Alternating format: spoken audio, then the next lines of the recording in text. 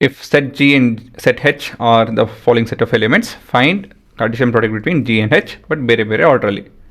So ಇಲ್ಲಿ ನಾವು order ಬದಲಾಯಿತು ಅಂತ ಹೇಳಿದ್ರೆ ಹೇಗೆ ಕಾಣುತ್ತೆ ಅಂತ ಹೇಳಿ ನೋಡ್ತೀವಿ, ಸರಿನಾ.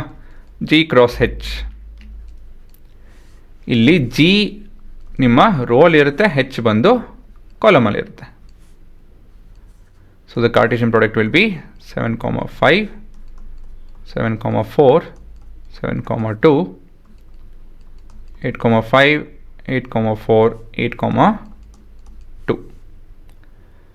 ಅದೇ ಪ್ರಶ್ನೆ, ಬಟ್ ನಮ್ಮ ಆರ್ಡರ್ ಚೇಂಜ್ ಮಾಡ್ತು ಅಂತ ಹೇಳಿದ್ರೆ ಈ ರೀತಿಯಲ್ಲಿ ಕಾಣುತ್ತೆ, 7 and 8, ಹೆಚ್ಚಲ್ಲಿ 5, 4 and 2. ಸೊ ಇಲ್ಲೇನಾಗುತ್ತೆ, ಇಲ್ಲಿ 5,7,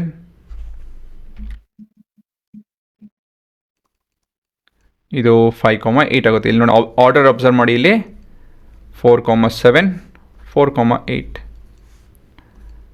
2,7 ಆ್ಯಂಡ್ 2,8. ಇಲ್ಲಿರೋವಂಥ ಎಲಿಮೆಂಟ್ಸು ವ್ಯತ್ಯಾಸ ಇದೆ ಅಲ್ವಾ.